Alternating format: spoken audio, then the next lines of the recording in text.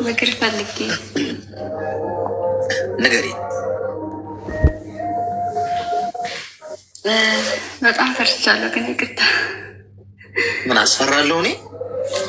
አይ አንተን አይደለም። ማንን ይፈራሽ? አይ እንዲሁን ለመጀመሪያ ጊዜ ስለገባው ነው። አይዞሽ አይዞሽ፣ ንገሪ። እሺ በህይወቴ ጉዳይ ነበረ። እሺ ንገሪ።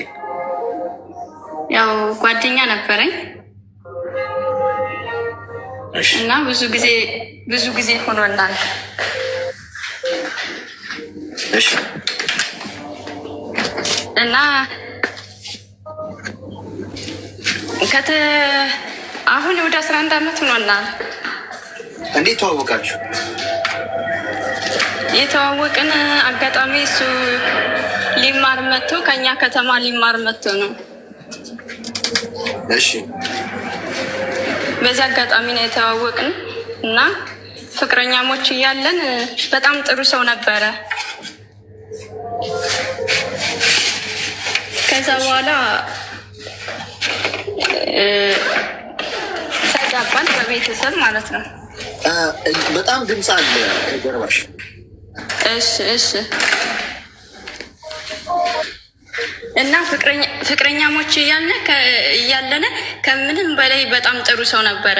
ከዛ በኋላ እየተቀያየረ መጣ። በሆነ አጋጣሚ ተጣላን ማለት ነው። እሺ ከዛ እኔ ወደ ውጭ ሄድኩኝ ማለት ነው። እሱን የምረሰው መስሎኝ ነው ወደ ውጭ ሲሄድ ማለት ነው። በጣም ነው የምወደው። ከዛ 8 ወር አካባቢ አናወራም ነበረ። ከዛ የሆነ ጊዜ ህልም አየሁና ስለሱ ህልም አይቼ ምናምን ከዛ ያጎቱ ልጅ ደወልኩለት። ምን ሆኖት ነው ምናምን ደህና ነው ወይ ምናምን ስለው አይ ሐኪም ቤት ነው አሁንማ ምናምን አለኝ። ከዛ ውሸትክን ነው ሙድ ይዛችሁ ነው ምናምን ስለው አይ እውነት ነው ስሬስ ነው ምናምን አለኝ። እውነትም ታሞ ነበረ ማለት ነው። ከዛ የአባቱን ስልክ ይዤ ነበር እኔ ደወልኩለት ለአባቱ። እውነትም ታሞ ነበረ ልጁ። በዚህ አጋጣሚ እንደገና ታረቅን ማለት ነው። እሺ ከዛ ፍቅራችን ቀጠልን። እኔ ኢትዮጵያ ሄድኩ ማለት ነው። ሄድኩኝ ከዛ ተገባን በቤተሰብ ማለት ነው። እሺ ከዛ ከተጋባን በኋላ ቀደም ፍቅረኛሞች ያለንበትን ሰዓትና ከተጋባን በኋላ የሰማይና የምድር ልዩነት ነው ያለው። በጣም ተቃይረዋል ማለት ነው። ይመታኛል ምናምን ብቻ። ይመታሻል? አዎ ይመታኝ ነበረ። እሺ ከዛ ይመታኛል ምናምን ይመታኝና እያለቀሰ ደግሞ ይቅርታ ይጠይቀኛል። ያላንቺ መኖር አልችልም ምናምን እያለ ማለት ነው። እሺ ከዚህ ያው እያለቀሰ ስለሚለምነኝ አንደኛም ስለምወደው ስለማፈቅረው፣ በዛ ላይ ደግሞ ቤተሰብ አይሆንም እያሉኝ ነው። ቤተሰብ ያገባሁት ማለት ነው። ቆይ ተረጋጊ ምናምን እያሉኝ ነው። ያው እኔ ስለማፈቅረውም እሱም በቃ ስለሚወደኝ ነው የሚጠብቀኝ ምናምን ብዬ በዚያ ሰዓት ቤተሰብን ሳይሆን ያው ፍቅሬን ነው። ሕፃንነትን ብዙም ስለነበረ ከዛ ሲመታኝ ምናምን አንደኛ ነገር በሰርግ በጣም ብዙ ወጪ ነው ያወጣው ያኔ። ከዛ ያው አሁን አሉታ ፈቴ መባሉን አንደኛ ነገር ይቅርታ እያለኝ አይደለም ምናምን ብዙ ጥሩ ነገር ያሳለፍነው ነው የሚታይ በዚያ ሰዓት። ከዛ እኔ አረገዝኩ ማለት ነው። እና እርግዤ ራሱ ይደበድበኝ ነበረ። ይደበድበኛል፣ ይመታኛል። ከዛ አረብ እናት ሆዴን እሺ አትምታኝ፣ ያው ሲጨንቅ ሆዴን አትምታኝ እግሬ ምታኝ ምናምን ስለው ፍርጥ በይ አለኝ።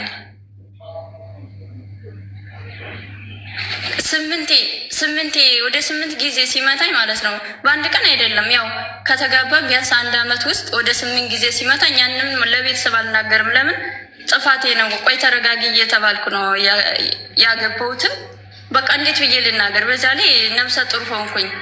ነብሰ ጡር ሁኜ ደግሞ በጣም ብዙ ነገሮች እንትናሉ። ከዚያ ነብሰ ጡር ሁኜ ሲመታኝ ተውኩት።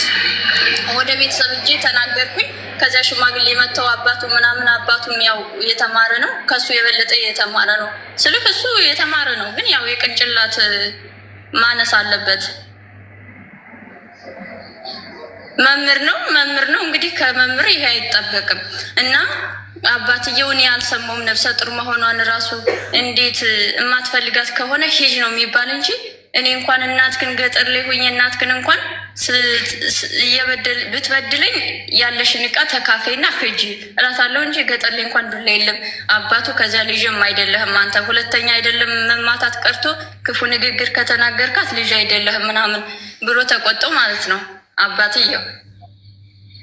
ከዛ የኔ ቤተሰቦቹ ግማሹ ደስተኛ አይደሉም በመመለሴ ማለት ነው። ወንድሜ እንዲሁም እናቴን ይቺ ልጅ ብትሞት በኋላ ልጅ ብለሽ ልታለቅሽ ነው ወይ ልታስገድያት ነው ወይ ምናምን ብሎ ወንድሜ እንዲሁም እናቴን ተጣልቷት ወንድሜ አያወራም ነበር ማለት ነው። አንድ ጥሩ ወንድም አለ። በዚህ አጋጣሚ አመሰግነዋለሁ ወንድሜ። እሱ ነው ብር ራሱ ከአረብ ሀገር 5-10 እያጠራቀመ ያስቀመጠልኝ። ያንን አንጣ ሽንት ቤት ጠርጌ ነው ያመጣሁት እያልኩኝ ወንድሜን ራሱ ብሬን እየጨረስኩኝ እንደዛ እያልኩ ነው። እና ከዛ ተመለስኩኝ ሄድን ማጫ ማለት ነው። ያው ገጠር ላይ እኔ የተወሰነ ብርና ከከተማው ዳር ነን እኛ ማለት ነው። የእኔ ቤተሰቡ ከከተማው ዳር ነን። 200 ካሬ ሜትር 200 ካሬ መሬት ለእኔ ተሰጥ ማለት ነው በእኔ በኩል። ከዛ የተወሰነ ብር ያው ብሩን መዘርዘር አልፈልግም። ከዛ የሱ ደግሞ አንድ ገመድ መሬት ያው አንድ ቀም መሬት ይባል አይደል በገጠር ያንንና ያው ደሞዙ ተብሎ ተጻጻፍና ከዛ በኋላ ያንን እንረስ ክረምት ላይ እንረስ ምናምን አለኝ ማለት ነው። ከዛ እሺ ብዬ እሺ ምን ችግር አለው ያው ስለማወደው ስለማፈቅረው እሺ ምን ችግር አለው ምናምን ብዬ እያረስን እያረምነ ምናምን ወደ 22 ማዳበሪያ ነጭ ጤፍ አወጣን ማለት ነው። ወደ ቤተሰብ ወደኛ ወደ ከተማው ስመለስ ምን እየሰራሽ ነው ምናምን ሲሉኝ ማለት ነው ሱቅ ምናምን ነው የምላቸው። ሱቅ እየሰራው ነው የምላቸው። ለምን እንዴ እዛ ቆይተሽ መተሽ? አንደኛ ነገር እኔ መጨረሻ ልጅ ነኝ። አረም ራሱ እንዴት እንደሚታረም አላውቅም ነበር። እና ከሱ ጋር ሁኜ ግን የፈለግኩትን ነገር በቃ እሰራለሁ ከአንተ ጋር ብዬ አረም ራሱ አርማለሁ። ነፍሰ ጡር ሁኜ የሚገርም ማለት ነው። ከዛ ይህ ልጅ እየተቀያየረ ይመታኝ ምናምን። ከዛ ያንን ቤት ልንሰራ መጣን ማለት ነው። እኔ 9 ወር ጨርሼ ልወልድ አጋጣሚ ልወልድ መጣው ቤቱንም ልንሰራ ማለት ነው። እንጨት ምናምን ተቆራርጦ አልቋል ሊሰራ ቤቱ። ከዛ ሰኔ አካባቢ ነበረ። ከዛ ምስማር ምናምን ኮንትራት ነው የሰጠነው። ያው እኔ ጉንብስ ቀና ማለትም ስለማልችል በዚህ ሰዓት ሰውም እንደዚህ አድርጉልኝ ማለቱ ስለሚከብድ ኮንትራት ሰጠነው ቤቱን። ከዛ ቆርቆሮ አልተገዛ ምስማር ምናምን እንትን ብሎ ኮንትራት ሰጠነው። አናጥ እየሰራ ነው ወንድሜ ምናምን እሱም አለ። ከዛ ቆርቆሮ ላምጣ ብሎ ሄደ። ቆርቆሮ ላምጣ ብሎ ማለት ነው። ከዛ በኋላ ቆርቆሮ ላምጣ ብሎ ሄደ። እኔ ደግሞ አሞኛ አድሬ ማለት ነው ቸካፕ ሊደረግ ሄድኩኝ ሆስፒታል። አብረን የወጣን እንግዲህ። ከዛ ጠላት እልም ይበል እልም አለ ብሩን ይዞ ማለት ነው። ከዛ በዚያ ሰዓት ቤተሰብ የኔ ቤተሰቡም ከዛ ደውሎልሻል ወይ ስልኩ አይሰራም ምናምን አሉ። ኧረ አልደወለልኝም ምናምን አልኩኝ። ከዛ ከኛ አካባቢ ደግሞ ያው ብር ይዞ አይቶት በቃ አንዱ ገሎት ነው ብሩን ይዞ ወይ አግቶት ነው ምናምን ብዙ ነገሮች ተፈጠሩ። ከዛ እልም አለ። ከዛ እኔ ነፍሰ ጡር ሁኜ እንግዲህ 9 ወር ጨርሻለሁ። 9 ወሬን ጨርሼ በቃ መኪና ሄድብኝ ገለውት ነው ምናምን እያለ እኛ ሬሳ ነው የምንፈልግ በየደኑ ማለት ነው። ከዛ በኋላ እስከ 2 ሳምንት ድረስ እኔ ምግብ አልበላም። በቃ እኔን እያያዙኝ ነው፣ እየተጠበቅኩ ነው። ለምን መኪና ላይ እየወደኩ ነው፣ አስፓልት ላይ በቃ እሱ ሞቶ እኔ አልኖርም። የምን ልጅ ነው? ኧረ ለልጅሽ ተረጋጊ ቆይ ምናምን ስባል ራሱ በቃ ቤተሰቦችንም እንደ ጠላት ነው ማያቸው። በቃ ብዙ ነገሮች አሳለፍኩኝ ማለት ነው። ከዛ ቴሌ ያን ጊዜ እንደዚህ ብዙም አልረቀቀም አይታይም ማለት ነው። አፕሊኬሽኑ ብዙም እንትን አላለም። ከዛ ቴሌ እዛ ሰው ነበረ እነኛ ውስጥ ለውስጥም ቴሌ ሲታይ ማለት ነው ወልዲያ ላይ ሂዶ ሆቴል ላይ ታየ ማለት ነው። ከዛ ሆቴል ታየ። ከዛ በኋላ እኔም አላመንኩም። እውነት ነው ወይ እሱ እንደዚህ ያደርገው ምናምን እያልኩኝ ከዛ በኋላ ወለድኩኝ ማለት ነው። እኔ ከዛ ወለድኩኝ። አባቱም እናቱም መጡ። ያው መጡ። እሱም መጣ አብሮ ማለት ነው። ሳያፍር አብሮ መጣ ማለት ነው ሊያየኝ። ከዚያ ቤተሰብ በቃ እንደው አይኑን አፍጥጦ መንጣቱ ራሱ ምናምን አለ። እኔም በቃ በዚያ ሰዓት በጣም ተጎድቻለሁ። ለምን ብዙ ነገሮች አሉ። እንዴት ትቶኝ ሄዳል? ነፍሰ ጡር ሁኜ እስከምንሞት ድረስ እስከምንሞት በቃ ስንሞት ብቻ የምንለያይ ነው የመሰለኝ። ለምን ስላመንኩ ስለማፈቅረው ማለት ነው። ከዛ በኋላ ሰውን በቃ እንዴ ሌላ ወይ አርግዛበት ወይ አፍቅሮ ወይ ቀለበት አርግልኝ ብለው ይሆን እንዲ ሰምተሽ ይሆን እንዲ ምናምን ስሉኝ የበለጠ ሰው ደግሞ ታውቃለህ። ከዛ በቃ አራስነቴን ራሱ እመቤቴን እንዲሁ ነው። በቃ በግ አንጥተው አርደው ራሱ ምዬ አልቀመስኩም። እሱ አንጥቶ ያረደውን በግ ማለት ነው። ከዛ ያው ራስ ከንችለ ደግሞ ቤተሰብ ጋር እንትን ማለቱ ከዛ እንደዛ እያልን ቤተሰብ ደስተኛ አይደሉም። ከዛ በቃ ናና ወንድሞቼ እንትን ሊመቱ ነበር፣ ሊደበደቡ። ለምን በራሱ ባጃጅ ነው ወንድሙ አገሎ ነው የጣለው ሬሳ ያንጣ ምናምን ተብሎ አመልክተው ማለት ነው የሱ ቤተሰቦች። ከዛ ወንድሞቼ ራሱ ሊደበደቡ ነበር አጋጣሚ ከዛ ሆቴል ላይ ባይታይ ማለት ነው። ከዛ ቤተሰብ ደስተኛ አይደሉም። ግን እሺ በቃ ሽማግሌ ያንጣና ቤተሰብ የኔን ቤተሰብ ይቅርታ ጠይቀ ልጃችን እሺ እናሳድግ ምናምን አልኩት። ከዛ እኔ እኮ ሽማግሌ ሳገበሽ እኮ ሽማግሌ ይዤ ነው ያገባውሽ፣ አሁን ለምን ነው ሽማግሌ ምልክ አለኝ። አንተ እኮ ያደረከው ነገር እኮ ጥሩ አይደለም፣ ጥፋትክን እንዴት ነው የምታስበው ምናምን ስለው እኔ ተለማመጥኩት ማለት ነው። ከዛ በኋላ እንደዚያ ሲለማመጥብኝ እንዴ ይህን ያህል ለሱ መኖር አልችልም እንዴ? ቆይ አንድ ቀን እኔ እንደወደኩ አልቀርም አልኩት። አንድ ቀን ታያለህ እንደወደኩ አልቀርም። ግን እንኳንም እግዚአብሔር ይመስገን በዚህ መከራ በዚህ ፈተና ውስጥም ድንግል ማርያም አሳልፋኛለች አልኩት ማለት ነው። እንደዚያ ሁኜ 2 ሳምንት ምግብ አልበላም፣ መኪና አስፓልት ላይ እየወደኩ ምናምን። ግን ኦፕሬሽን ሳልሆን ነው ራሱ የወለድኩ በድንግል ማርያም አግዛኝ ማለት ነው። ከዛ እንደዛ ብዬ ተለማመጠ ማለት ነው። ቢያለ እሺ ብዬ በቃ እኔ እንትን ጀመርኩኝ ማለት ነው። እንፋታ ምናምን እያልኩ ሽማግሌ ስልክ የእሱ ቤተሰቦችም አይሆንም በቃ አይሆንም፣ እሱ እንግዲህ ተሳስቷል ወይ ብሩን ወስደውበት ይሆናል ወይ ልጁ ያው ያማዋል፣ ልጁ አንዳንዴ ይጥለዋል ያማዋል። ሲመታኝም ዝም ብዬ ነበር፣ ያማዋል ስለምል ነው በቃ ስለሚያመው ነው እያልኩኝ ማለት ነው ራሴን የጎደው። ከዛ ቤተሰቦቹ አይሆንም ምናምን አለ። አባቱ በጣም ነው የሚወደኝ፣ ያለቅሳል። አባቱ ተው ልጃችሁን አሳድጉ ምናምን አለ። ከዛ እዚህ በሌማ መለማመጥ የለብኝም ግን አያሳይካለሁ እኔ ወድቅ ያልቀርም ምናምን ብዬ ማለት ነው። ከዛ እንፋታ ስል እምቢ አለኝ፣ በሽማግሌ እምቢ አለኝ። አልፋታም አለ፣ ልብሴንም አልሰጥም አለ። ትንሽ የእነሱ ራቅ ይላል። ከዛ ቤተሰብ በቃ ልብሱ ምኑም ይቅርብሽ ችግር የለውም ግን ፍቼን ማድረግ ፈለግኩኝና ከሰስኩት። ከኛ ከከተማው ነው ያው 80 ከተጻጻፍኩበት ነው 80 እንትን የሚል ማለት ነው። ከሰስኩት። ከዛ አመላልሼ ወደ 3 ወርም ፈጀብኝ። ጨረስነ ፍቻችን ማለት ነው። ከዛ ልጁንም አያዩም። ከዛ እኔ አሁን ዱባይ ነው ያለሁት በአጭሩ ሳሳጥርልን ማለት ነው። ከዛ ዱባይ ነው ያለሁት። የሆነ ሰዓት ደወለና በባህር ሂዶ ማለት ነው ሳውዲ አካባቢ እባክሽን ህይወቴን ታደጊልኝ በቃ ለልጅ መኖር እፈልጋለሁ፣ ብር 100 ሺህ ብር ላኪልኝ ምናምን አለኝ። ከዛ በኋላ እኔ በጣም ነው የተደሰትኩ። ለምን በቃ ብዙ ነገሮች አድርጎኛል። ለልጅ 1 ዓመት የልደቱ ብር እባክህ ላክልኝ ስለው ከአጎቱ ልጅ ጋር ቢራ እየጠጣ እምቢ ብሎኛል። ፎቶ አንስቶ ቢራ ደርድረው ነው የላከልኝ ማለት ነው። ቢሮውን ላከልኝ ለልደቱ ስለው እምቢ ብሎኝ ማለት ነው። ከዛ እንደዛ ልና ደስ አለኝ። በቃ እንደዚያ ሲል አምላኬ በቃ እኛ እንቸኩላለን እንጂ አንተ ለካ መልሳለህ፣ እውነት አሳየኸኝ እያልኩኝ በጣም ተደስቼ ማለት ነው። እንኳን ብር ልልክለት አላኩለትም። ከዛ ተመልሶ ደግሞ ወደ ኢትዮጵያ ሄደ ማለት ነው። ከዚያ ኢትዮጵያ ሄዶ ደግሞ እናወራለን። ያው እኔ እሱ ጋር መቀጠል አልችልም፣ ግን ዝም ብዬ አወራዋለሁ። ያው ስሜቱ ከውስጥ አይወጣለም ታውቃለህ፣ ቀደም ስለማፈቅረው ማለት ነው። ከዛ ደግሞ እያወራን ቱርክ ገባ። ቱርክ ሄደ። 1-2 ወር እንደቆይ ታምሜ ነው ሆስፒታል ነው እያለ ፎቶ ምናምን ላከልኝ። ከዛ ብሎክ ተደራረግን ማለት ነው። ብሎክ ተደራረግና አንድ ጓደኛ አለው እሱ በቃ ታረቁ ልጃችሁን በቃ አሁን ተቀይሯል፣ አሁን ቆጭቶታል ምናምን ይላል። ከዛ በኋላ ሲያወራኝ እኔ ደስ ይለኛል። አሁንም ያን ሁላ ነገር በድሎኝ ምን ብሎኝም በቃ እሱ ሲያወራኝ ደስተኛ ነኝ።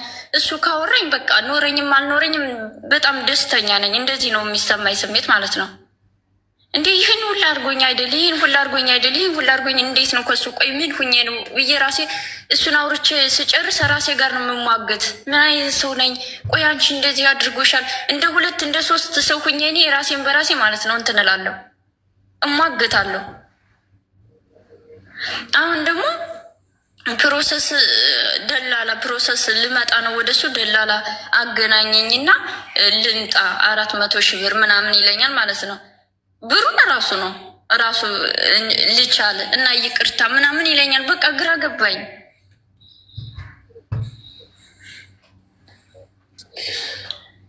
ምንድነው የምትፈልገው አሁን? በቃ እንዴት ነው ከሱ ጋር እንዴት ነው መራቅ የምችለው? ተፋታችኋል አይደል? እሺ ሚዩት አድርጊ እስኪ። ከተፋታችሁ አንቺ ምንድን ነው ወደዚህ ወደዛ የሚያደርግሽ? አላማ ሰው አትሆኝም እንዴ? አንደኛ ነገር አቋም ሊኖርሽ ይገባል። ማንም ሰው እየመጣ እንደፈለገ የሚነዳን ከሆነ ህፃን ልጅነት ሊኖርሽ ይችላል። አይኖር ማለት እድሜሽ ገና ሊሆን ይችላል። ግን በዚህ እድሜሽ የማንም መጫወቻ መሆን የለብሽም። አንደኛ ወንድ ልጅ ከመታችሁ አጠገቡ መቀመጥ የለባችሁ። የትኛውም ወንድ እጁን ካነሳብሽ መቶሽ ይቅርታ እያለ ያለቅሳል። ከገደለሽ በኋላ ቢያለቅስልሽ ምን ዋጋ? እንደዛ እንደማለት እኮ ሲመታሽ ህይወትሽ እጁ ላይ ሊጠፋ ይችላል። ማንም መመታት የለበትም። እንዲ እኔ እየተመታ የሚኖር ሰው አለ። መምታት የሚለው ሀሳብ ራሱ ከአይምሮ በላይ ነው ጋይስ። አባት ነው በቃ ልጁን ቀጥቶ ማሳደግ ያለበት። ምትም ቀርቷል። ልጅን ራሱን መግረፍ አትችልም በዚህ ዘመን። እሱ ድሮ ቀር። ማን ስለሆነ ነው እሱ የሚመታችሁ? የምትመቱት ሰው ሴቶች እዛ ጋር ነበር ማብቃት የነበረበት። ያንቺና የሱ ጉዞ በቃ ብለሽ ወደ አመሰግናለሁ ብለሽ መሄድ የነበረብሽ እዛ ጋር ነበር። ግን ሄድሽ ረጅም ርቀት፣ ብዙ ድራማ ተሰራ። አሁን ድራማ እየሰራብሽ ገብቶሻል። ድራማው ምንድን ነው መሰለሽ? ሌላ ሀገርም አልሄደም የትም አልሄደም። በቃ ልጅ ስለሆንሽ ገንዘብ ከዚህም በዚያም ብሎ ሊቀበልሽ እያሰበ ነው። ሰራሽ፣ አገኘሽ፣ ከፋሽ፣ አማረብሽ፣ ገቢ አገኘሽ። አሁን ማይፈልግሽ የለም። አሁን ይሄ ናት። እንኳን እሱ ቀርቶ እንኳን እሱ እዛ አፍ ቅጠሉ ራሱ የሆነ አፍ ቢኖራቸው ምናምን ሊፈልጉሽ ይችላሉ። ግዑዝ የሆነው ነገር ሲኖርሽ ሁሉም ፈላጊሽ። በዚህ ጊዜ የሚፈልጉሽ ሰዎች የእውነታቸውን አይደለም። ሲኖራችሁ ጨለማውን ስታልፉት ችግራችሁን አልፋችሁ ስትሄዱ የሚፈልጓችሁ ሰዎች፣ የሚደውሉላችሁ ሰዎች፣ እናንተ የሚሉ ሰዎች የእውነት ፈልገዋችኋል። በአርቲፊሻል ነው ስለተነሳችሁ ነው እየፈለጓችሁ ያሉ። እስቲ ውደቁ፣ እስቲ እያንዳንዳችሁ ታመሙ፣ እስቲ እጡ። ማንም ዞር ብሎ አያያችሁም። እኔ አቁል ልንገራችሁ። ስለዚህ በጭራሽ ከእሱ ጋር ምንም አይነት ውይይት የማያስፈልግም፣ ንግግር የማያስፈልግም፣ ቃላት ልውውጥ የማያስፈልግም። ተፋታችኋል። እየሰማሽኝ ወይስ ሄዳለሁ? እየሰማሁ ነው አሌክስ። ሚዩት አድርጊ እስኪ። ድምፅ አለ በጣም ሚዩት አድርጊው ድምፁ። ሚዩት ማድረግ አትችይም? እሺ ቆይ እኔ ላድርግሽ። በቃ አዳምጪ። አሁን ገንዘብሽን ያዥ፣ አትጃጃይ። እኔም በጣም እኮ ትንሽ የሚያበሳጨው ነገር ምን እንደሆነ ታውቃላችሁ? ይህ እኮ ምክር የሚያስፈልገውም ነገር አይደለም ጎበስ። ሊያታልልሽ ነው በቃ እየሞከረ ያለው እኮ። በጣም ግልጽ እኮ ነው። እንዴት ከሱ ነው መራቅ ያለብኝ? ቁጥርሽን አትቀይሪም እንዲ ስልክ ቁጥርሽን ማቶጅ ከሆነ ወይ አሁንም ፍቅር ካለብሽ አላውቅም፣ ወይ ዱላው ከተመቸሽ። በዚህ ሰዓት እየፈለገሽ ያለው አንቺን ብሎ አይደለም። ይሄ ነጋሪም መካሪም አያስፈልገውም። በጣም ግልጽ ነው። አንቺ መደባደቡን ፈልገሹ ካልሆነ በስተቀር ከዚህ ሰው ጋር የሚያነጋግርሽ ቃላት የሚያለዋውጥሽ ምንም ምክንያት የለም። ፍቺ ፈጽማችኋል። ተራርቃችኋል። እሱ የራሱ ኑሮ እየኖረ ነው። አለቅ እንዴት ከዚህ ሰው ልራቅ ይባላል? ስለዚህ 100 ሺህ ብር ላኪልኝ፣ 50 ሺህ ብር ላኪልኝ፣ ልታነቅ ነው፣ ልገነዝ ነው ምናምን፣ ቆዳዬ ሊገፈፍ ነው። ማንንም ሰው እንዳትሰሚ፣ ተደብቀሽ ጥግሽን ይዘሽ ኑሪ። እንደ ሕፃን ልጅ በጡጦ ሊያታለልሽ ነው እየሞከረ ያለው። እድሜሽ ስንት እንደሆነ ባላቅም፣ ግን አንቺም ደግሞ ልጅነት አለብሽ አወራርሽ ላይ እንደተረዳሁት። ስለዚህ ይህንን አድርጊ። የጀመረው ሊጨርስ ነው የመጣው። ተግባባን? ግልጽ ነው። ሚዩት ማንሳት ደግሞ አትችልም። መሀል ፕሮፋይልሽን ንኪው እና ከዛ በኋላ ወደ ጎን ማይክራፎን የሚለውን ንኪው። ሁለተኛ ላይ ያለው አይ ነው አትችልም። እኛ አንችልም። እንትኑ ማንሳት ይሰማሻል?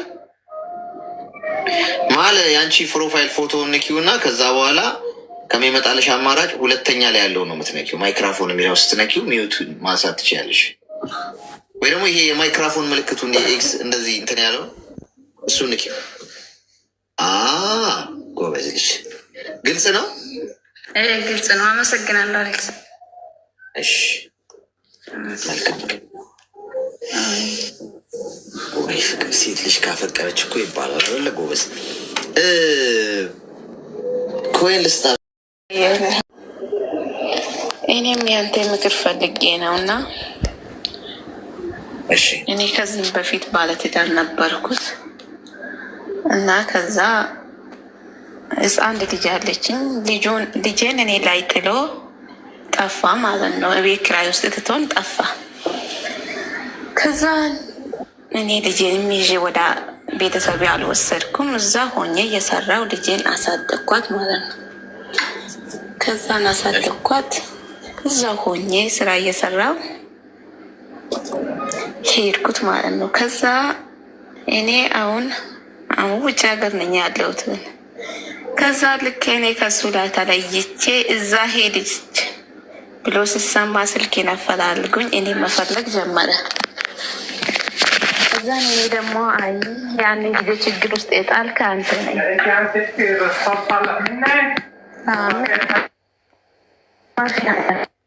ድምፅ አለ ከጀርባሽ።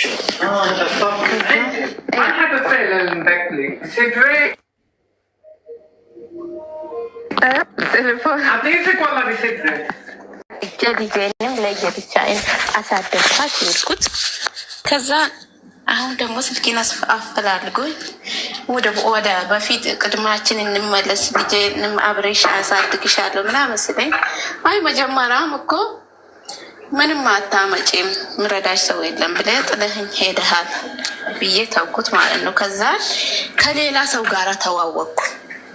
ከዛ ልጁም ደግሞ እኛ ሀገር ነው። ኦኬ ያለሽው አይ አቢብቲ። ከዛን ምን አረኩት? ከሌላ ሰው ጋራም ተዋወቅኩት። ከዛ ልጅ እንዳለኝ ነገርኩት። ከዛ ይሄ ልጅም በቃ ሁሌ የሚያወራን ችግር በቃ ችግር፣ አንድ ቀን ሰላም አይሰጠኝም። በቃ ሁሌ አንዴ ወይም ታመምኩ ይለኛል። ሆስፒታል ሄዶ ፎቶ ራሱን አንስቶ ይልከኛል። ሁሌ በቃ ችግር ነው የሚያወራኝ። ከዛን እንዴ ይሄ ልጅ ምን ማድረግ ነው? ከዛን ብር ላኩለት። ከዛን አሁንም ደግሞ ከዛ ሐኪም ቤት ገብቶ ዳንና አሁን ደግሞ የቅድሙን ፎቶ ላከልኝ። ሐኪም ቤት ተቀምጦ ሄሎ፣ እሺ ይሰማል አሌክስ? ለማን ነው ብር ይላል? አሁን የተዋወቅኩት ልጅ። በምንድን ነው የተዋወቅሽው? እሱ እንደው ከጓደኛዬ ጋራ ነው። የእሱ ጓደኛ የእሷ ጓደኛ እና እኔ ጓደኛ ወንድማማቾች ነበሩ እና ከእሷ ጋራ ነው። እሷ ናት ያስተዋወቀችኝ። እሺ ስንት ላክሽለት? ከዛም ብር ላኩ 10,000። ለምን ብለሽ? ብዙም አይደለም። ያንን ጊዜ ታሞ የምታከምበት ብር አጣው ምናምን ስለኝ ላኩለት። እሺ ከዛ ወዲህ አሁንም ያን ፎቶ መጀመሪያ የላከልኝም ብር ፎቶ ልኮልኝ ታምሜ ነው እንዲህ ተቸገርኩ እንዲህ ሆንኩት ይለኛል።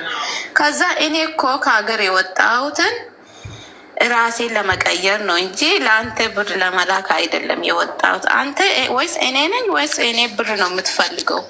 ብር የምትፈልግ ከሆነ አሁን ሆነ ከኔ ጋራ ማውራት አቁም። እኔ አንድም ብር አልሰጥህም ስለው አትወጂኝም ስለዛ ነው አለኝ። ከዛ ብዙ ጊዜ በቪዲዮ ሲደውልልኝ አላነሳም እኔ። ከዛ አሮጊት ነሽ እንዴ ይለኛል። አዎ አሮጊት ነኝ፣ የልጅ እናት ነኝ ብዬ ነግሬሃለሁ። አሮጊት ነኝ እኔ ቪዲዮ ማውራት አልወድም አልኩት። በቃ ችግር አለብሽ አንቺ፣ ወይንስ አሮጊት ነሽ ወይስ? በቃ አዎ አሮጊት ነኝ ብያለሁ፣ በቃ ተወኝ ምናምን ስለው በቃ አይተወኝም ይሄ ልጅ ሁሌ ጭቅጭቅ። ከዛን እዚህ ላይ ነው ምክር የፈለግኩት አሌክስዬ። እውነት በጣም ነው የሚያከብር፣ በጣም ነው የምወድ። ምንድን ነው ምክር የፈለግሽው ማለት ምንድን ነው? ግልጽ አድርጊ። ምንድን ነው አንቺ የምትፈልገው? አሁን እስቲ ከዚህ ልጅ ጋራ አሁን እንዴት አድርጌ ልቀጥል? ደግሞ ልጅሽን እንዳፖስኪ ቲክቶክ ላይ ልጅሽን እንዳፖስኪ ይለኛል ሁሌ። እኔ ልጅሽን ቲክቶክሽ ላይ ማየት አልፈልግም፣ ልጅሽን እንዳፖስኪ ይለኛል። እንዴ እኔ ላይ የምታፍር ከሆነ ተወኝ ብያለሁ፣ ተወኝ ስለው አይተወኝም። ደግሞ ስራ የለውም። ምንድነው ተማሪም አይደለም? ተማሪ ጨርሶ አሁን ቤተሰቡ ጋር ነው ያለው። እድሜሽ ስንት ነው አንቺ? 25 እሺ ሚዩት አድርጊ እስኪ፣ ድምፅ ሚዩት አድርጊና አዳምጪ። ድምፅ ከጀርባሽም ስላለ ማለት ነው። ህግ አንድ ስትሄጂ የመታሽ እንቅፋት ስትመለሽን ከመጣሽ ድንጋዩ አንተ ነህ ይባላል አይደል? ማሰብ አለብን። ስሄድ የመታኝ እንቅፋት ስመጣም ለምን ይመታኛል እያየሁ አልሄድም። አንቺ አሁን አገባሽ፣ ከዛ ባልሽ ጥሎሽ ጠፋ፣ እንደገና ሰው ሀገር መተሽ አየር ላይ ሰው አስተዋውቆሽ እንዴት ልብሽን ትሰጫለሽ? ጓደኞቻችሁ መጥተው የሚያስተዋውቋችሁ ሊበሏችሁ ነው። ማንም ጓደኛ ባልንጀራ ብሎ ነገር የለም ብዬ ነግሬያችኋል። መነግራችሁን ካልሰማችሁ በህይወታችሁ ላይ ሲፈጠር ታዩታላችሁ። ልክ እንደሷ የሴት ጓደኞቻችሁ እከሌን እኮ ተዋወቂ ጥሩ ሰው ነው፣ አንድ ሰው አለ ተዋወቁ እስኪ አውሩና ምትልሽ የአንቺ ሲንግልነ መሆን አሳብስቧት አይደለም፣ ለአንቺ ጥሩ ሰው ማስተዋወቁ አይደለም። ተነጋግረው ቆዳችሁን ሊገፉላችሁ ነው። አንድ ልጅ አለች እስኪ ቤት እዚህ ጠጋ ብለህ ምናምን የኔ ፍቅር ምናምን ብለህ ትትብትላት በቃ ትበላታለህ። 50-50 እንወስዳለን። እንደዛ ነው የሚያስቡት። ለምዶ ማታውቁት ጓደኛ ምናምን ምን ያደርግላችኋል? ጓደኛም በአግባቡ ተጠቀሙት። የምታወሩ አብራችሁ ሰሩ ከሆነ አብራችሁ ሰራላችሁ፣ ስለ ስራችሁ ታወራላችሁ። ከዛ ባለፈ ስለ ቅዳችሁ ስለ ፍቅር ህይወታችሁ እዛ ውስጥ ገብተው እንዲፈተፍቱ ምናምን አትፍቀዱ። ሚስጥራዊ ሁኑ። ምን እያሰባችሁ እንደሆነ፣ ምን እየሰራችሁ እንደሆነ፣ ወደፊት እቅዳችሁ ምን እንደሆነ ማንም አይወቅ። ሁሉም ነገር እንዴት ግልጽ አድርገን እንችለዋለን ጎበዝ? ሁሉም ነገር። ስለዚህ ይሄ ሰው ሊበላሽ ለመምጣቱ ምንም ማስረጃ ምንም ሌላ ኤቪደንስ አያስፈልግሽም። 10,000 ብር ላክሽለት አይደል? ምንም ለማታውቂው ወንድ ቤተሰቡ ጋር ተዘፍዝፎ ለሚጦር አመመኝ ራሴን ጭንቅላቴ ምናምን የሚልሽ እኮ አንቺ ሰርተሽ የምታገኘውን እንድትልኪለት። በራሱ ያልቆመ ወንድ ምን ያደርግላችሁ? ምን ጥቅም አለ? ፍርድ አይደለም። ገብቶሻል? ምክንያቱም እኔ ወንድ ልጅ ሆኜ በራሴ ገቢ ሳይኖረኝ ራሴን ማስተዳደር ሳልችል ሴት ጋር እጂ ራሴን አመመኝ ጭንቅላቴን ስልክ የተበላሸ ምናምን ገለመል የምል ከሆነ ወንድ አይደለሁም ማለት ነው። የወንድነት መለኪያው ፂም አይደለም፣ ጸጉር አይደለም፣ ወይ ሱሪ ስለለበሰ አይደለም፣ ወይ ድምፁ እንደጎረነና የጎረምሳ ድምፅ ስላለው አይደለም። ማንም ላይ ጥገኛ ያልሆነ ማለት ነው። በፈጣሪው ላይ ብቻ የተደገፈ በራሱ አቋም ያለው አለቀ። በስነ ልቦና በራስ መተማመን በጣም የጠነከረ ማንም ላይ መደገፍ የማይፈልግ በማንም መመርኮዝ የማይፈልግ በራሱ የቆመ የማንም እርዳታ የማይፈልግ ገብቶሻል። ደግፉኝ ምናምን የማይል ቢወድቅ እንኳን ውድቀቱን ለማንም የማይናገር ነው። የወንድነት ስሜት ነው የምነግርሽ። ፊሊንጉ ትክክለኛውን ተፈጥሮ የወንድ ልጅ ቢከፋው እንኳን ተደብቆ ነው የሚያለቅሰው። እንባውን ማሳየት ውርደት ነው ለወንድ ልጅ። ሴት ልጅ እንደው ምንም እንደው ስሜት ያደረጋት ነገር ቢኖር እንኳን ቢከፋት ምናምን ፊት ለፊቱ ላ አልቅሳ ብትናገር ትችላለች፣ ችግር የለውም። ያ ግን ለወንድ ልጅ ቀላል አይደለም። ለእኛ ለወንዶች ቀላል አይደለም። እንባውን ሲያሳይ ፊት ለፊት እንኳን እንደው ከፍቶት ካለቀሰ በቃ ይሄ የወንድነት ኮንፊደንሱ ነው የሚወርደው። እሱ ተደብቆ ነው የሚያለቅሰው። እዚህ ጋር ምትኝኝኝ የሚሉባችሁ እኮ እናንተ ላይ ሊጠቀሙ ስለፈለጉ ነው፣ በባሌም በቦሌም እንጂ የእውነት ሪል ፍቅር ያለው ወንድ እንባውን አታዩ፣ መከፋቱን አታዩ፣ ማጣቱን አይነግርሽም ነው የምልሽ። ለእናትና ለአባቱ ማጣቱን አይናገርም እንኳን ለፍቅረኛው ቀርቶ። ስለዚህ አንቺ ወንድ የሆኑትን ጥበሱ። እነሱን ለማግኘት ትንሽ ዳገት ሊያዳግታችሁ ይችላል። ትንሽ ግን እሱ ይሻላል። አንዴ ካገኛችሁት በህይወት ዘመናችሁ በሙሉ ትክክለኛው ሰው ነው ህይወታችሁ ውስጥ የሚኖረው። አትፈሩ። ነገ ቢወጋኝስ ቢክደኝስ ብላችሁ አትፈሩ። አይደበድባችሁ፣ አይሰድባችሁም፣ አቢዩዝ አያረጋችሁም። ሪስፔክት ነው የሚያደርገው። ግን በዚህ ጊዜ ሪስፔክት ያለው ወንድ እኮ ተብሎ አይጠራም። ታውቃላችኋል? በወንዶቹ ዘንድ ራሱ የሆነ በቃ ምን ለሴት ልጅ ትሽለጠለጣለ ምናምን አይነት ነገር ነው የሚባለው። ወንድ የሚባለው ምን አይነት ነው? የሚሳደበው ምናምን ኩራቱንም እንደ አንተ ቀብረር። ሴት ልጅ ቀብረር ስትልባት ኩራ ስትልባት ነው። ቀብረር ማለት ቆፍጠን ማለት በዚህ ከሆነ በአፍንጫችሁ ይውጣ አትበሉ። ገብቶሻል? ማቅራራት በቃ እኔ ወንድ ነኝ ምናምን ብሎ የበላይነቱን በመደብደብ ማሳየት፣ በመሳደብ ማሳየት፣ በገንዘቡ ሊገዛት መሞከር ምናምን፣ እንዲህ አይነቶቹ ወንዶች ጋር ራቁ። አይጠቅማችሁ። መጨረሻችሁ ለቅሶ ስብራት ነው የሚሆነው። ስለዚህ የምትሰሚኝ ከሆነ ከዛ ጀምሮ ከዚህ ሰው ጋር ያለሽን ነገር ቆርጠሽ ጣዩ በፍጥነት። ለራሱ አልሆነም ገና ይሄ ሰው ስራ አይሰራም። ነገ አግብቼው ይህን ሰው ቤተሰብ መሰረታለሁ ከዚህ ሰው ጋር እንኳን ብትይ እንኳን አይሆንም። ምክንያቱም ሴት ልጅ አንድን ወንድ ስትጠብስ የምር ካፈቀረችው ለገንዘቡ ብላ አይደለም፣ ለስሜት ብላ አይደለም፣ ፊውቸር አስባ ነው። የትኛውም ሴት ነገ ይሄ ሰው ወይ ባሌ ወይ ልጆች አባት ይሆናል ብላ ያንን የምታስበው ገብቶሻል? አንቺ ይህን የምታስቢ ከሆነ በዚህ መስፈር አንቺ የለም፣ ይህ ሰውዬ የለም። ለራሱም አልሆነም ገና ቤተሰቡ ጋር ነው ጥገኛ የሆነ። አንቺ ነሽ 10 ሺህ ብር እየላክሽ የምትጦሪው። ስለዚህ አርፈሽ የመጣሽበት ነገር ላይ አተኩሪ። የማይሆን መንገድ ላይ ነው ያለሽው። መለስ በይ። ከዛሬ ጀምሮ ከዚች ጓደኛሽ ጋር ያለሽን ነገር ላላ አርጊው። የምትጠቀመሽ ሰው አይደለችም። ያስተዋወቀችሽ ስላዘነችልሽ አይደለም። ተግባባን? አዎ አሌክ ብዬቴንቱ መልካም። በጣም አመሰግናለሁ ወንድሜ። ጌታ ይባርክ፣ ዘመን ይባረክ። አሜን አሜን። አመሰግናለሁ። መልካም ቀን።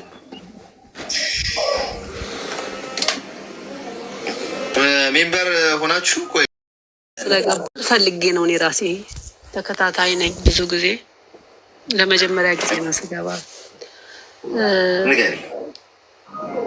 የእኔ ነገር ራስና ጭንቅላቱም አይታወቅም፣ ግን በጣም ውስጤን እያቆሰለኝ ያለው ነገር አሁን ድሮ ጓደኛ ነበረኝ። ድሮ ከዛሬ ከ10 ዓመት በፊት ማለት ነው። ከ10 ዓመት በፊት ነበረኝ። ከሱ ጋር ተለያይተን እዚህ ቤሩት መጣውና ቤሩት 4 ዓመት ሰርቼ ተመልሼ ልክ ኮሮና ሊገባ ሲል ለረፍት ሄድኩኝ ኢትዮጵያ ማለት ነው። ከዛን ኢትዮጵያ ሄጄ ልክ ቤርኩ በወሬ ልክ ልመለስ እኔ በ28 ወደዚህ ልመለስ በ29 ምናምን ኮሮና ገባ። ከዛ ኮሮና ገባ። መውጣት መግባት አልነበረም። ከዛን ትኬቱ ትኬት የተቃጠለ ቀረው ማለት ነው። ከዛን በአጋጣሚ በቃ ጨንቆኝ ነበር። ማንም አይወጣም፣ ማንም አይገባም። እንደ አጋጣሚ ለብሼ በቃ እስቲ ቆይ ሉጣ ብዬ እናቴ ጋር ነው የምኖረው። ወጣሁን ለብሼ ራሴን እስቲ ቆይ ካፌ ነገር ልጠጣ ብዬ ወጣሁ። ስወጣ ይሄ የመጀመሪያ የተለያየ ነው ጓደኛዬ እዛ ካፌ ቁጭ ብሏል። ከዛን እዛ ካፌ ቁጭ ሲል ልክ ከዛ ሳየው ወጣውና በጓሮ ሊወጣ ስል ባርማሉ ያዘኝና ቁጥርሽን ካልሰጠሽኝ አለኝ። እኔ ልቀቀኝ በእናትህ ብዬ አልኩት። ከዛ በኋላ ቁጥርሽን ስጭኝ አለኝ። ከዛ እሺ ብዬ እንዲለቀኝ ቁጥር የሰጠሁኝ። ከዛ ወደ ቤቴ ገባሁኝ። መደዋወል ተጀመረ። በቃ በዛው መደዋወል ተጀመረ። ከዛ በኋላ ለ4 ወር ማውራት ጀመረ። በአካል ተገናኘን፣ አወራን። ካወራን በኋላ በቃ በአንዳንድ ነገር እንደዚህ ጓደኛ አለ ወይኔ ጓደኛ ነበረኝ፣ ግን እንደዚህ ጓደኛ ተጣልተን ነበረ፣ ተለያይተናል። እንደዚህ ሱጋም ትንሽ ሳንቲም ነበረኝ፣ በዛ አልተስማማንም። እኔ ከሄድኩ በኋላ ሚስት አገባ፣ በዛ አልተግባባንም። እኔም ተውኩኝ እና መሬት የገዛ ነበረ። የመሬቱን ድርሻ በሽማግሌ ሰጠኝ። ከዛ በኋላ በቃ ከዛ ጋር ያለኝ ነገር ቆመ። ከዛ ከዚህ ጋር ቀጠልኩኝ ህይወት። ከዚህ ጋር ቀጠልኩኝ። ስንኖር እንዲሁ እየተመላለሰ ከዛ በጓደኝነት ስንኖር አረገዝኩኝ ከዚህ ልጅ ላይ ማለት ነው። ከዛን አረገዝኩኝ። ሽማግሌ ላክስለው እናቴ ጋር አይደለም ያደግኩት አያቴ ናት ያሳደገችኝ አለኝ። ከዛ በኋላ ሽማግሌ ላክስለው እሺ ሲለኝ ዛሬ ሲለኝ ነገ ሲለኝ ዛሬ ሲለኝ ነገ ሲለኝ ከዛ በኋላ ሽማግሌውም አልተላከም። እኔም አረገዝኩኝ።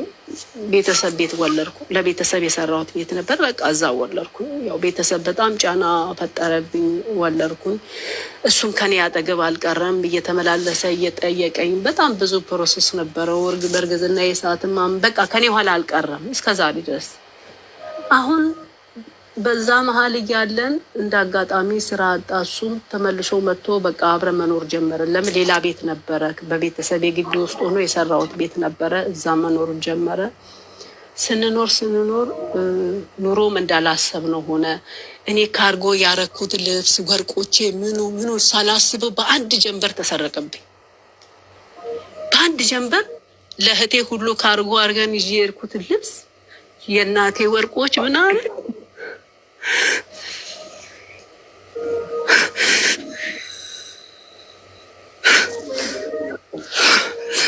ከዛ ተሰረቀብኝ። በጣም ተሰማኝ። ወደኩ በቃ የለፋሁት የገዛሁት ወርቅ ካርጎ በቃ ብዙ ማንኪያ ሹካ አልቀረኝም። በቃ ለምን የራሴን ህይወት ይዛለሁ ብዬ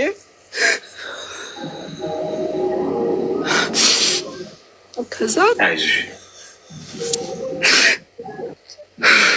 ተሰረቀብኝ። ማን ይስረቅ አላውቅም።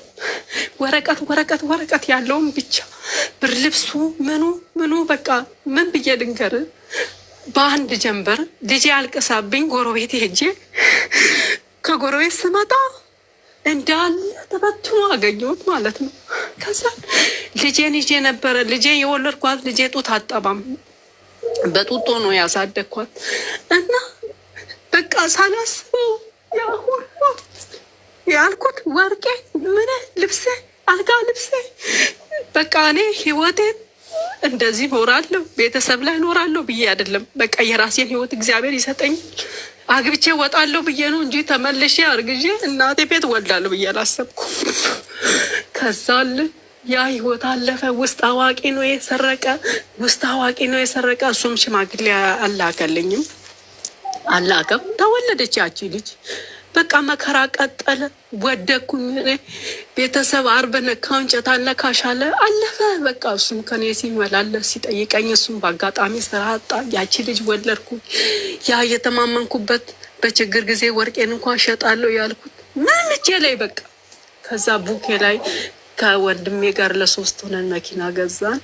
መኪና በዛን ሰዓት 440 ሺህ ብር ነበረ የገዛ ነው። መኪናው እቢባል ምንም የሚያመጣው ገቢ የለም። ወጪ ነው ይለናል፣ ወጪ ነው ይለናል፣ ወጪ ነው። በቃ እኔ ድርሻዬን ስጡኝ፣ ሽጡና ድርሻዬን ስጡኝ። እኔ በዛ ሰዓት ያዋጣሁት 160 ሺህ ብር ነበረ።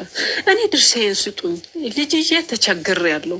መኪናው ገቢ ካላገባ 2 ዓመት ሙሉ ገቢ ካላገባ ለተሳስ ገብርኤል ተገዝቶ በሁለተኛ ዓመቱ ተሳስ ገብርኤል ሲመጣ ድረስ 1 ብር ካላገኘው ኪሳራ ከሆነ ያ መኪና ይሸጥ። ከዛን ወንድሜ ሰማይና ምድር አልወረደም እንጂ እናቴ ያላከችበት ሽማግሌ የለም። ያ ብር ተሸጠ ተሰጠኝ። ከዛ ያ የልጄ አባት ስራ ገባለሁ አለኝ። ከዛ በኋላ ያ ብር ስራ አስገባሁት፣ የሆነ ካምፓኒ ገባው አለኝ። ስራ ገባ። ሲሰራ ሲረዳን አንዳንድ ነገር ሲያመጣ እጅ የዕለት ጎሮሮ ሲያመጣ የቤት ኪራይ የለብኝም አልኩ። ከዛ መጨረሻ ላይ ኮሮናው ቆየ። ከዛ በኋላ የፈረንጆቹ እንትኑ ዘግቶ ሄዷል። ድርጅቱ ተዘግቶ ሄዳል። ተዘግቶ ሄደ። እንዴት ታዲያ ተፈራርማችሁ ያስገባችሁት ብር እንዴት ትወረሳለ? ህጋዊ አይደለም ወይ ይሄ ድርጅት? በቃ ኮሮና ስለሆነ እንትኑ ካምፓኒው ተዘጋ፣ እነሱ ወደ ሀገራቸው ገባ አለ። በዛ ያ ብር ውሃ የገባው ብር ሆነ። በዛ ቀረ። በዛም በቃ ስጨቀጭቀው ምስል ክርስቲያን ነኝ እዚህ ሳጸልይ ብርሽ ይመጣልሻል ይላሉ። በቃ እንደዚህ ይላል፣ ስራ ያገኛል ይላሉ። በቃ ማሌዳው ቸርች የለም። ከዛ መጨረሻ ላይ እሱም ስራ አጣ፣ ተመለሰ፣ ገባ። እኔም ታመምኩኝ በጣም ከጭንቀቴና በቃ ከንዴት የተነሳ ደም ስሬ ጠፋ። መርፌ እንኳን ማስታገዣ ስወጋ ደም ይረጫል ሰውነቴ ማለት ነው፣ ይመልሳል መድኃኒቱ። ከዛን ስመረመር የሪ ታማሚ ሆንኩኝ፣ የአጥንት ታማሚ ሆንኩኝ። ከዛ በኋላ ከዛሬ 5 ዓመት በፊት የሰራሁበት ሴትዮ እናቷ ቤት መሰራ ጓደኛ ነበረችኝ እና አሰርሽ እኮ ሰው ትፈልጋለች፣ እስከ ዛሬ ሰው አላመጣችም፣ ትመጫለሽ አለችኝ። እንደዚህ እኮ እያመመኝ ነው ስል ችግር የለውም እዚህ መተሽ ትታከሚያለሽ አለችኝ። እሺ ብዬ ሴትዮን አወራኋት። ከዛን ሁሉ ነገር ጨርሳ ወሰደች። የዛሬ 1 ዓመት ከ7 ወሬ ነው እዚህ ከመጣ። ከዛ ልጄን እሱ ላይ ጥዬ መጣው። እናቴም አለች፣ ያው ግቢ ውስጥ ነው እናቴ ያለች። ልጄን ጥዬበት መጣው። ከዛ በኋላ እግዚአብሔር ይመስገን አንዳንድ ነገር ቤት ውስጥ እንዳይቸግረው ከልጄ ጋር ብዬ 20 ሺህ ብር ከእህቴ ላይ ተበድሬ ሰጥቼ ያለብኝን ዕዳ የሱቅ ዕዳ ከፋፍዬ ወጣሁ። ወደዚህ ስመጣ በምንም እንዳይወቀስ ይሄ ባዶ ቤት ትቼ አልወጣም ብዬ ከልጄ ጋር ትቼ መጣሁ፣ እናቴም እያለች። ከዛ ያም ሆነ ይህ አሁን ውሎ ሲያድር ስሰማ እሱ ለካ ሌላ ሚስት አለችው። አሁን ብሬን ልኬ እንደዚህ እንትን ይሰራል። ምንድን ነው ስሙ? ይሄ ህገ ወጥ የሚባል ነገር ምንድን ነው? እቃ የሚገዙት ነገር እቃ እየገዛ ምን እያለ እያተረፈ እየገዛ ወደ 1 ሚሊዮን ብር ተጠጋው ማለት ነው። ከጓደኞቼ ከዚህም እየተበደርኩ ከዛም እየተበደርኩ እዚህም እየተበደርኩ አሁን ባለቤት ሆነ። ከዛ እሱ እኮ ልጅ አለው ሌላ ሴት አለችው ይባል የ8 ዓመትና የ10 ዓመት ልጅ አለው ተባለ። እኔ ልኬ ዛሬ እንደዚህ እቃ ገዛው፣ ያንን ገዛው፣ ይሄን ገዛው። የጉምሩክ ህገወጥ እቃ እየገዛ ይሸጣል፣ እቃ እየገዛ ይሸጣል። ዛሬ ብኩ ላይ በሚሊዮን ብር ሲኖር ንግግሩ ሁሉ ከኋላ ያሳለፍኩትን ታሪኬ እያመጣ አንቺ እኮ እንደዚህ ነበር፣ አንቺ እኮ እንደዚህ በሆንሽ ጊዜ እንደዛ ቤተሰቦች ሲያንቋሽሹኝ ቤተሰቤ እዛ ጋር ወድቄ ስለነበረ እዚህ ጋር እንዳልወድቅ በጣም እንትን አጉዞት ነበር። እሱን እንዴት ይሄ ሰው ኋላና ፊቱን ማታቂ እንዴት ብሎ ቤተሰቤ በጣም ተቃወመ። ከሚልህ በላይ እናቴ ተቃወመች። እናቴ ናት ያሳደገችኝ ያለ አባት። ከዛ በቃ ልጄም ያለ አባት እንዳትቀር እኔም ያለ አባት ነው ያደግነው፣ እስቲ ልጄ የሴት ልጅ እንዳትሆን ብዬ ያን ሁሉ መከራ አሳልፈን ዛሬ ሽሮ ብጥብጥ በልተን አሳልፈን አሁን ከአንደበቱ የሚወጣው ቆሻሻ ነገር በዛ ባለፈው ህይወት ታሪኩ እኔም በዛ ባሳለፍኩት ህይወት ታሪክ እያነሳ እኔ ወንድ ልጅ እንደዚህ ይሳደባል ወይ? እውነቴን ነው የምልህ። እኔ እግዚአብሔር በሚያውቀው አንድ እኔ እንጃ ሰው እኮ አረብ ሀገር ሆኖ ለአንድ ጂንስ ይገዛል። ለምን? እዛ ጋር ስለተወሰደብኝ ነገን መለወጥ ነው፣ ነገን እንጀራ ጋግሮ መብላት ነው። ፌስታልን አልፈልግም። እኔ ቢኖረኝ 5 አሳ አስፈጭቼ መብላት ነው የምፈልገው፣ መጋገርን ነው የምፈልገው። እና ዛሬ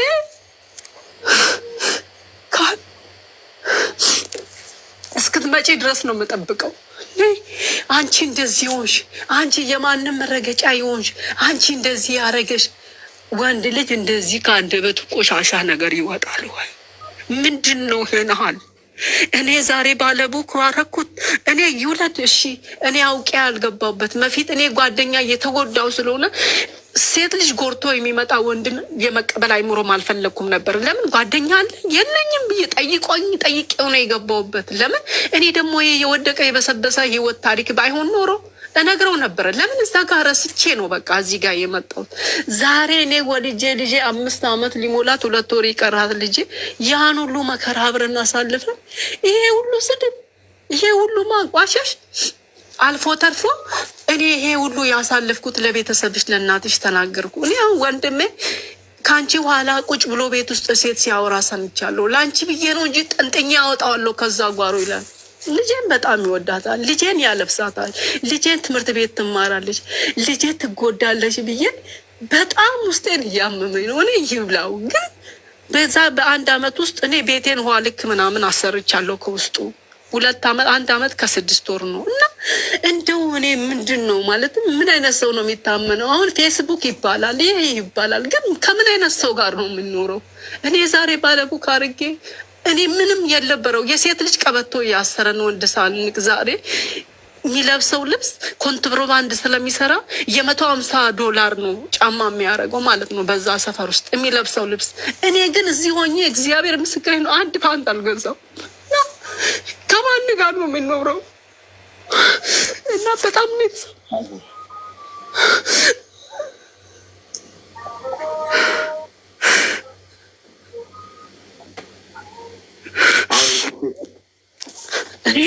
እኔ እውነት ምን ትመክረኛለህ? በቃ ማለትም እኔ አሁን እዛ ጋር የሚልከው ነገር የለም።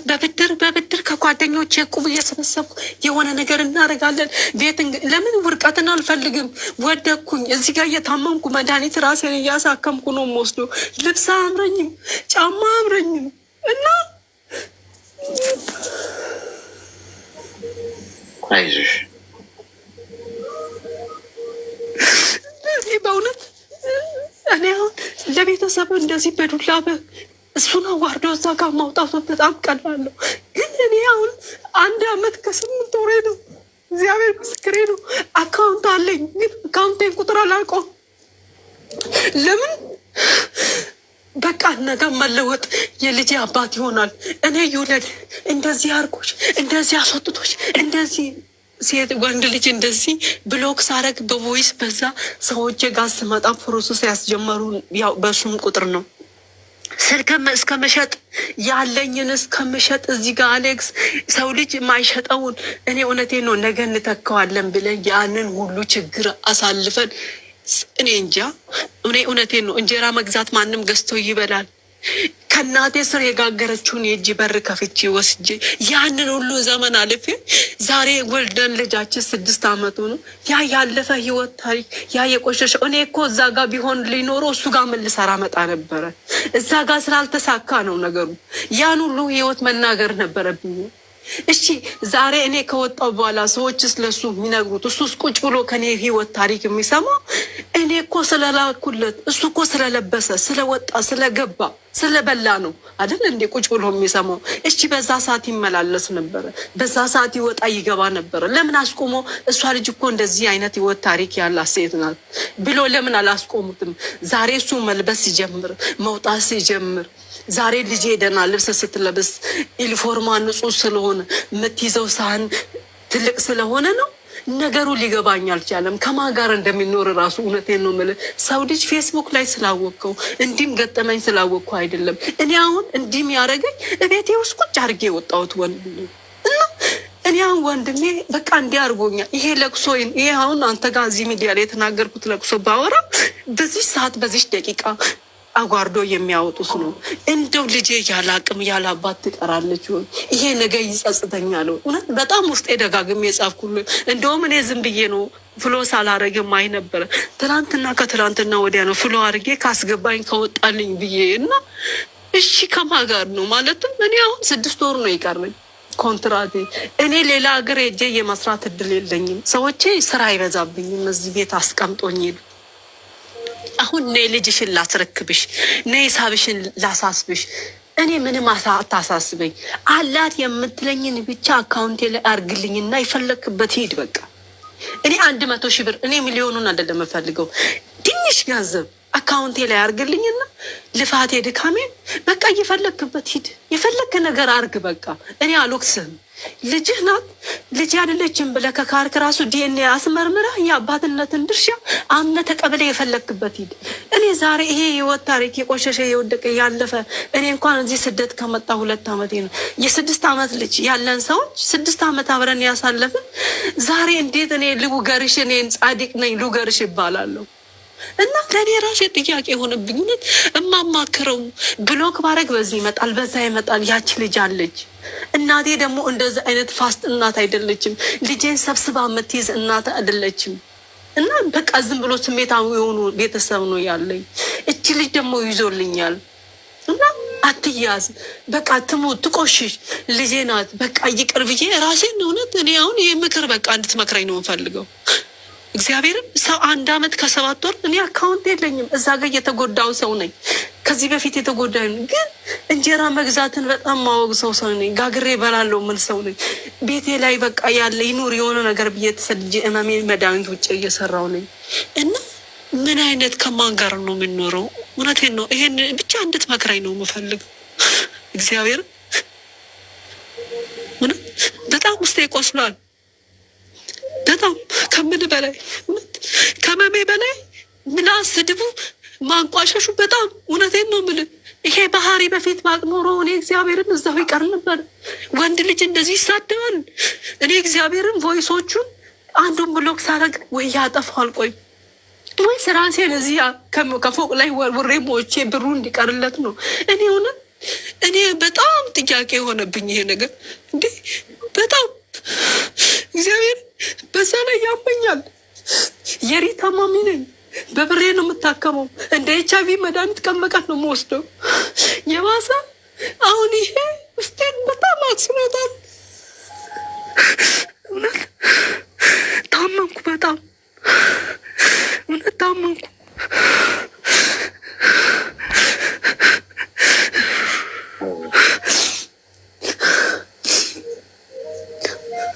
ደነዘዝኩ። በቃ ከጓደኞቼ ዕዳ እንኳን አለብኝ። ነገን በመናፈቅ ነገን መልካም ህይወት ኖራለሁ በማለት ገና ያለፈ እንደዚህ አድርጎሽ ነው። እኔ አላቅም። እኔ እውነት በጣም ደንዝያለሁ። በጣም አሞኛል።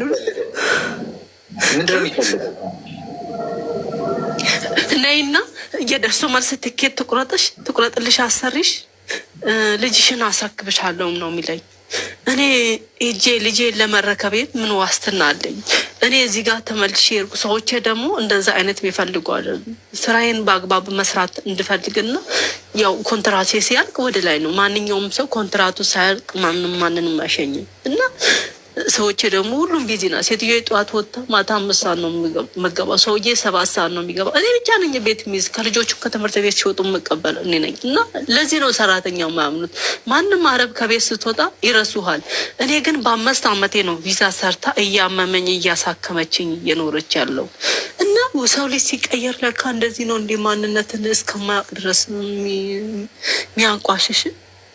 እና እኔ እውነት እኔ የሆነ ነገር በቃ እስቲ የሚያጽናናኝ ምክርና አንድ በቃ ወደ ራሴ እንድመለስ። ገና ይሄ ብር ራሱ ይሄ ደሞዝ ነው እጄ ላይ የሚኖረው። ገና እየሰራው ያለሁት ደሞዝ ነው።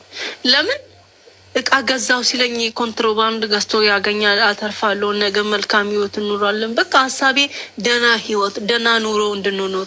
አሁን የራሴን ህይወት እኔ እዛ ጋር መውለዱ አይደለም። እኔ ቢሆን ባቅ ኖሮ አልገባበትም። ለምን እዛ ጋር የተበላሸው ህይወቴ ድጋሚ እዛ ጋር ለካ አክሱሎ መጥቶ ነው እኔን እዚህ ጋር የሚያቆስለኝ።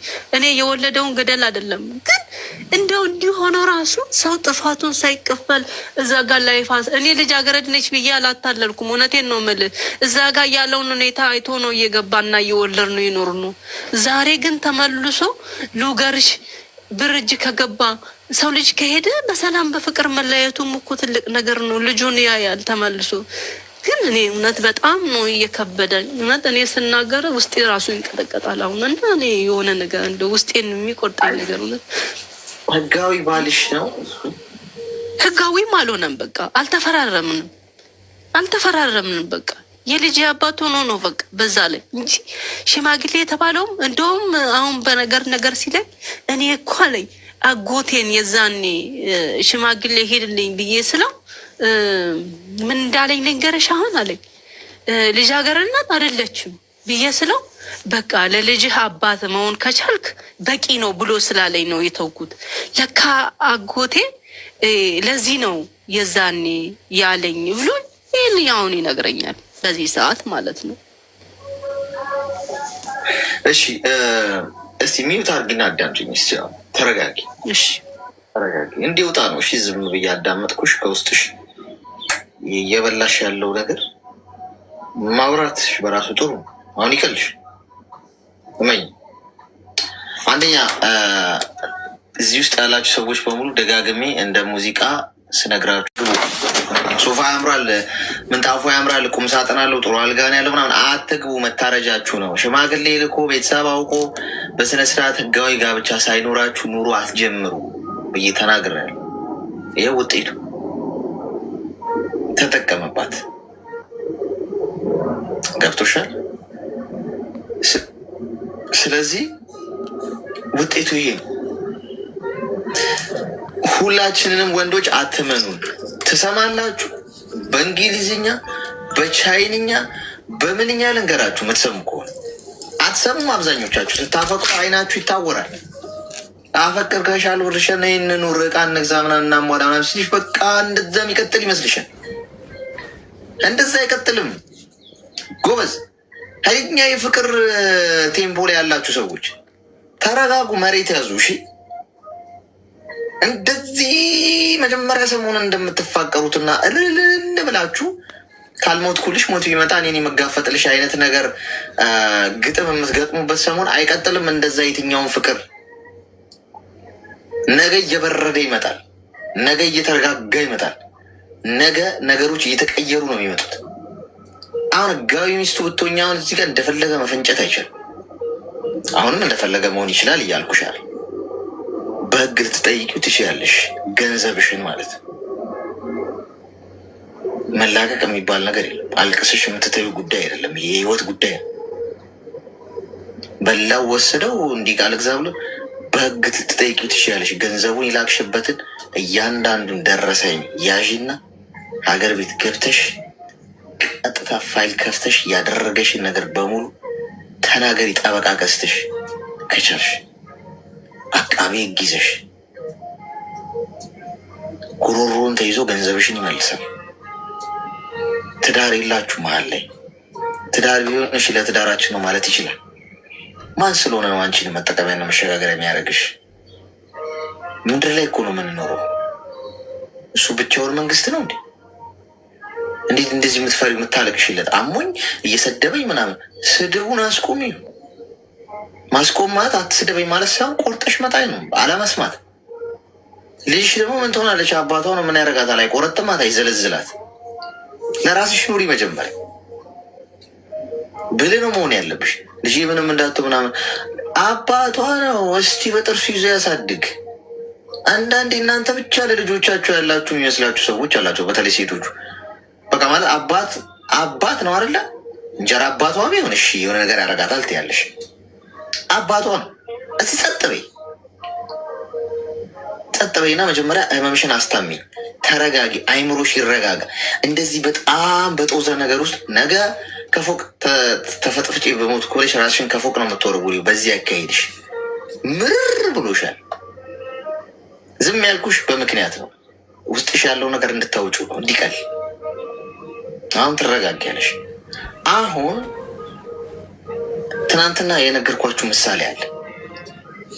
የሆነ አካባቢ ላይ እየሄዳችሁ ያላችሁበት ቀጠና ቦምብ የተቀበረበት ቦታ ነው፣ ብዙ የተቀበሩ ቦምቦች አሉ ከተባላችሁ ወይ ፑዴ ቦምብ አለ ምናምን ያላችሁ አትዘሉም።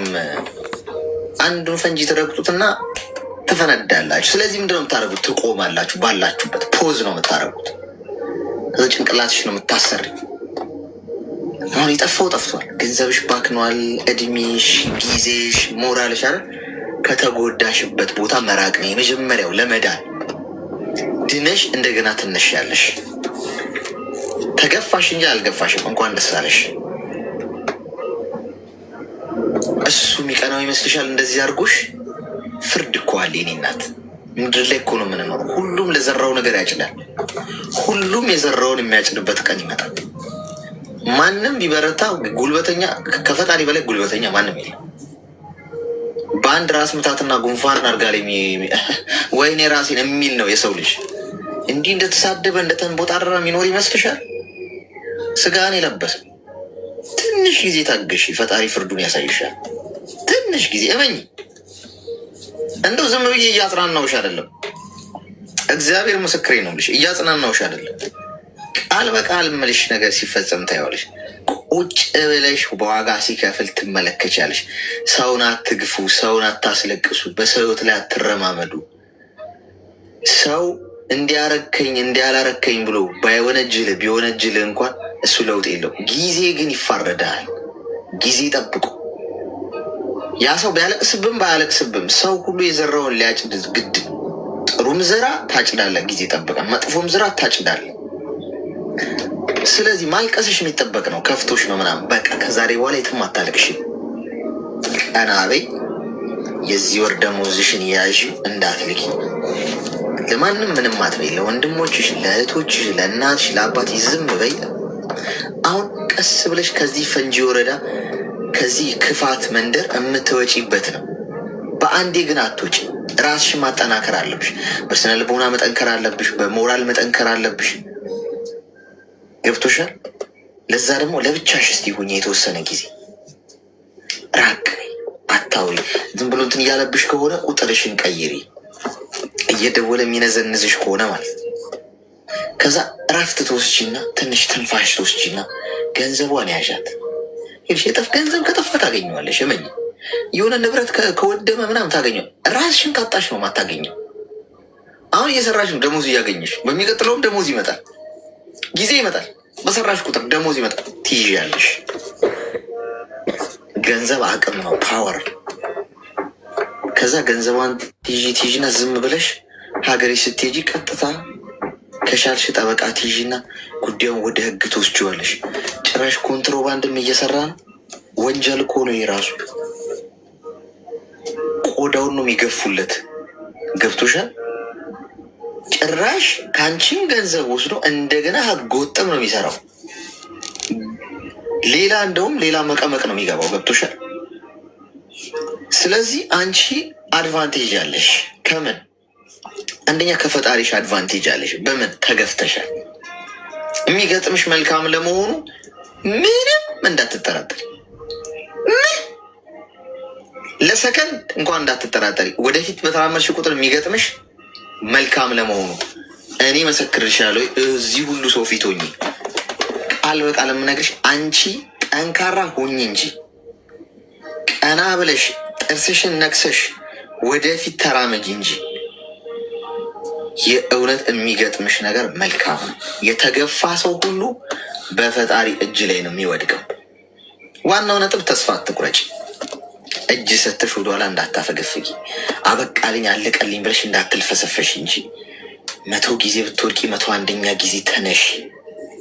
አበቃ የሚባለው በህይወት ስትሞቺ ነው። እሺ፣ ሁሉ ነገር ትንፋሽሽ ሲቋረጥ፣ ነፍስሽ ከስጋሽ ሲለይ አከተመ ይባላል። ከዛ ውጪ እኔ እናት አንቺ በህይወት ኑር እንጂ የጠፋውን ታገኘዋለሽ፣ የወደቀውን ታነሸዋለሽ፣ የቆሸሸውን ታጸጅዋለሽ፣ የተጣመመውን ታቃኘዋለሽ፣ የተሰበረው ይጠገናል፣ ይድናል። አሁን አንቺ በህመምሽ ላይ ህመም የሆነብሽ አቢዩዝ የሚያደርግሽ ሰው አካባቢ ስለሆንሽ ነው። ትሰደቢያለሽ፣ ገንዘብሽ ተወስዷል፣ ብዙ ችላ የሚሉሽ ሰዎች አሉ ምናምን እና ውስጥሽ በሽታም አለብኝ ብለሽኛል። እሱ ህመም ራሱ ባይዞ ለመዳን ሰላም ያስፈልጓል። አይምሯችን ሰላም መሆን አለበት። ገብቶሻል? ቅድሚያ ለራስሽ ጤና ሁኚ። ለልጅሽ የምትኖሩ አንቺ ስትኖሪ ነው። ስለዚህ ከፈጣሪ በታች መዳኛችሁ ገንዘብ ነው ብዬ ነግሬያችኋለሁ ትናንት። ከፈጣሪ በታች ሰርቫይቭ የምታደርጉት ተርፋችሁ የምትኖሩት የሚያድናችሁ የሚታደጋችሁ ገንዘብ ይባላል። እሱን ያዥው እያልኩሽ ነው። ጸሎት አድርጊ፣ ወደ መንፈሳዊትሽ ተመለሽ። ደስተኛ ለመሆን ከዛሬ ጀምሮ ጉዞ ጀምሪ። ለመኖር ተስፋሽን አለምልሚ። እንዳታለቅሽ እሺ። አንቺ ነሽ መብት ያለሽ። አገር ቤት ስትሄጂ ጉዳዩን ወደ ህግ ከወሰድሽው ይኸው 10 እጅ እፈርምልሻለሁ። ገንዘብሽን እንዲህ ተይዞ ይመለሳል። ማስረጃ ብቻ ይኑርሽ እሺ።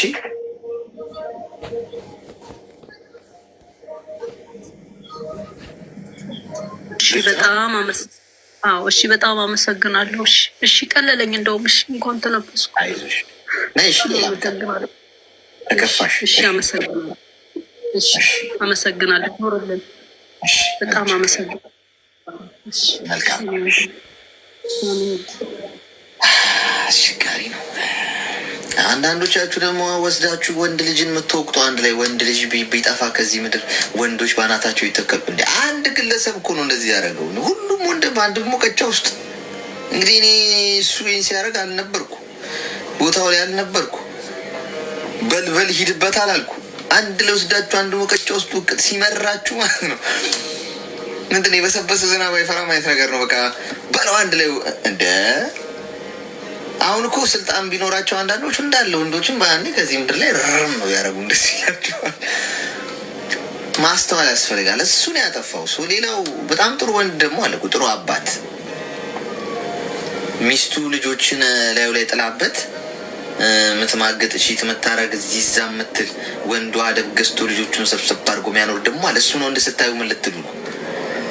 እሱ ምንድን ነው? ሌላ ፕላኔት የመጣ ነው። መፍረድ አይደለም፣ ሀሳብ መስጠት ነው ያለብን።